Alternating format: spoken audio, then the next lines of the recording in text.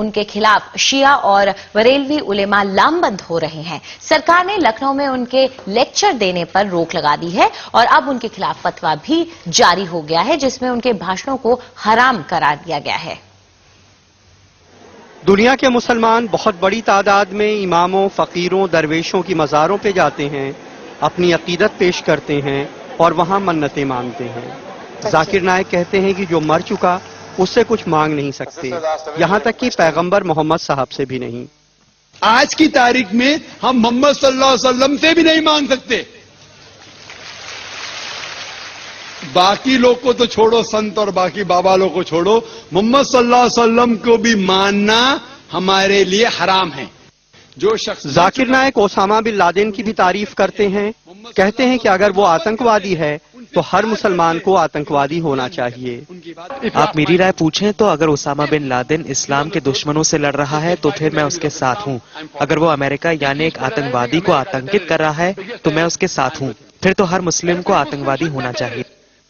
ذاکر نائک مہاراشٹر کے ہیں، دنیا بھر میں اسلام پہ لیکچر دیتے ہیں۔ وہ اسلامک ریسرچ فاؤنڈیشن نام کی سنستھا چلاتے ہیں جو پیس ٹی وی نام کا چینل چلاتی ہے۔ ذاکر نائک کے بھاشنوں سے تمام مسلمان ناراض ہیں۔ وہ مزاروں کو مٹی میں ملانے کی بات کرتے ہیں، محمد صاحب سے بھی منت مانگنے کے خلاف ہیں کیونکہ وہ مر چکے ہیں۔ وہ امام حسین کے قاتل شاسک یزید کی بڑائی کرتے ہیں۔ یو پی میں ان کے خلاف شیعہ اور بریلوی سنی علماء لامبند ہو رہے ہیں۔ سرکار نے لکھنؤ میں ان کے لیکچر دینے پہ روک لگا دی ہے۔ اب ان کے خلاف فتویٰ بھی آ گیا ہے جس میں ان کے بھاشنوں کو حرام قرار دیا گیا ہے۔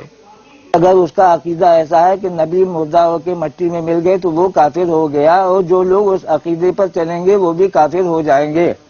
حالانکہ ذاکر نائک کے سمرتھک اسے غلط نہیں سمجھتے ہیں۔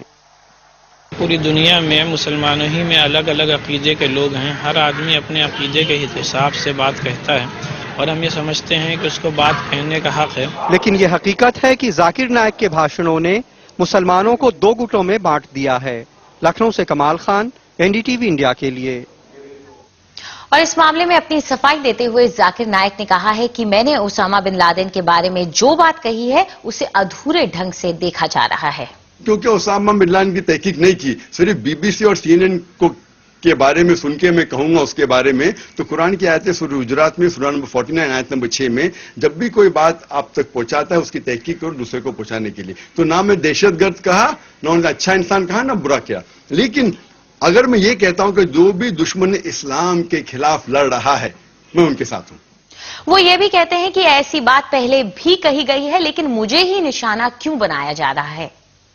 وہ لوگ مجھ پہ فتویٰ جاری کرتے ہیں کہ کیونکہ میں نے یزید کے بعد رحیم اللہ کہا، میں اللہ بھی کہا، میں کافر ہوں، تو ان کو یہ بھی فتویٰ جاری کرنا چاہیے کہ امام غزالی نعوذ باللہ کافر ہے۔ یہ کہنا چاہیے کہ جس نے بخاری شریف کی شرح لکھی حافظ ابن حجر اسقلانی، وہ بھی کافر ہے، نعوذ باللہ رحیم اللہ۔ تو دیکھنا چاہیے کہ جو لوگ نے فتویٰ دیے، دارالعلوم دیوبند، دارالعلوم ندوہ، جماعت اسلامی، اہل حدیث، سارے علماء کہتے اختلاف ہے، اور اگر کوئی کہتا ہے تو کہہ سکتا ہے، اور کچھ لوگ نے علماء نے کہا کہ کہنا مستحب ہے۔ تو یہ لوگ، اس کا مطلب یہ لوگ کہ مجھے پک آؤٹ کر کے یہ چیز تو ہزاروں لوگ کہہ رہے، کیوں مجھے ہی لے کے ان لوگ اگر فتویٰ جاری کرنا ہے تو یہ فتویٰ جاری کرنا چاہیے کہ جتنے لوگ نے کہا اور لکھ دینا چاہیے۔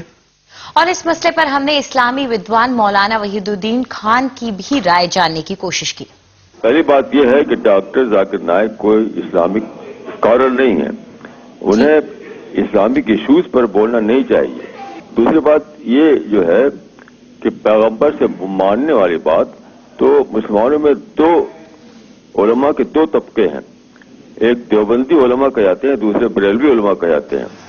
تو بریلوی علماء یہ مانتے ہیں کہ رسول اللہ سے ہم مانگ سکتے ہیں، لیکن جو دیوبندی علماء ہیں وہ اس کو جائز نہیں سمجھتے۔ تو دو الگ الگ رائے ہیں مسلم علماء کے درمیان۔ میں فتویٰ کے طریقے کو غلط سمجھتا ہوں۔ اگر کسی کو کسی کی رائے ٹھیک نہیں لگتی تو وہ اس کے لیے ریزن پیش کرے، ریزن قرآن اور حدیث سے ریفرنسز دے۔ فتویٰ لگانا یہ میں اس کو بہت غلط سمجھتا ہوں۔ کسی کو یہ ادھیکار نہیں ہے کہ کسی کے اوپر فتویٰ لگائے، یہ ادھیکار کسی کو ہے ہی نہیں۔ صرف یہ ادھیکار ہے کہ وہ اپنی بات کو قرآن اور حدیث کے ریفرنس کے ساتھ پیش کرے۔ جو اسلام کا نام لے اس کو संयम ही बरतना चाहिए, चाहे उसके अपनी राय से अलग दूसरी कोई राय पेश कर रहा हो. यानी इस्लाम में तो बहुत ज्यादा संयम बरतने पर ध्यान दिया गया, बहुत ज्यादा.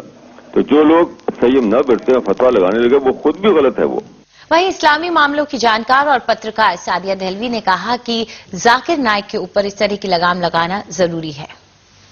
फतवे का तो मैं नहीं जानती कि फतवा देना चाहिए, ये तो उलेमा ही बेहतर जानते हैं. लेकिन मैं ये जरूर कहूंगी कि ये एक बहुत अच्छी बात है और बहुत पहले उलेमा को, कौम को जाकिर नायक की बातों से, इनकी भाषणों से आगाह कर देना चाहिए था, एक्सपोज कर देना चाहिए था. मैंने खुद इनके भाषण सुने हैं इंटरनेट पे. वो जो है दूसरे मजहबों को रन डाउन करते हैं कंपैरेटिव रिलीजन के नाम से, और ये इनकी जो बातें हैं ये तासुब और आतंक के बीच बो रही हैं हमारे कौम में. ये मोहब्बत की बात नहीं करते. इल्म जो है बगैर मोहब्बत के मेरे लिए बेकार है. और हम जो है, हमारा एक सूफी ट्रेडिशन है, 1400 साल की एक रिवायत है, हम उसको इनके कहने पे रद्द नहीं कर सकते. हम ख्वाजा गरीब नवाज का दामन नहीं छोड़ सकते. क्या हम हजरत निजामुद्दीन औलिया का साथ छोड़ दें? उनके हमारे जो सूफी इकराम आए हैं, हम उन्हीं के हाथों पर इस्लाम लाए हैं, मोहब्बत के पैगाम से इस्लाम लाए हैं.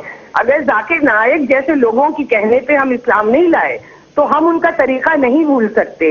और मैं आपको बता दूं 80% जो मुसलमान पॉपुलेशन है दुनिया में, वो इसी रिवायत को, रूहानियत को, तसव्वुफ को और सूफियों का एक बताया तरीके पर ही चलती है.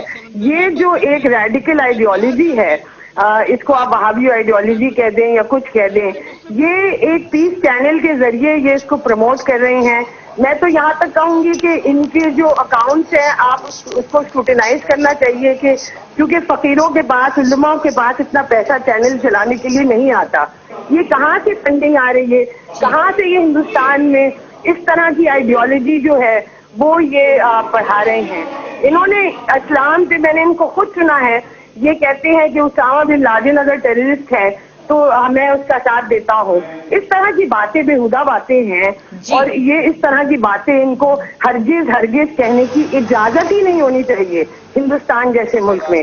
अगर हम हिंदुओं के जो रेडिकल ग्रुप्स हैं उनके खिलाफ लड़ते हैं और साध्वी ये उमा भारती या एक परवीन तगोड़िया के खिलाफ आवाज उठाते हैं कि ये हिंदुत्व रेडिकलिज्म और नफरत बोलते हैं, तो ये भी यही काम कर रहे हैं.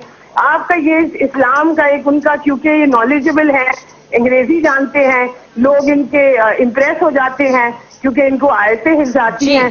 लेकिन उससे ये इल्म जो है बगैर मोहब्बत के पैगाम से, ये जो है ये सही बात नहीं है.